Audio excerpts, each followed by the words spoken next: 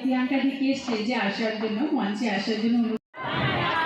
একটু আসতে হইচই করলে সেটা কিন্তু সম্ভব হবে না, একটু সময় লাগবে, ধীরে ধীরে একটু মোমবাতিগুলো আমরা জ্বালিয়ে নেব। আর বাচ্চাদেরকে বলবো যাতে জামা কাপড়ে আগুনটা না লেগে যায়, একটু ডিস্টেন্স। আমি একটু সরে যাচ্ছি, হ্যাঁ, তাহলে তোমাদের সুবিধা হবে।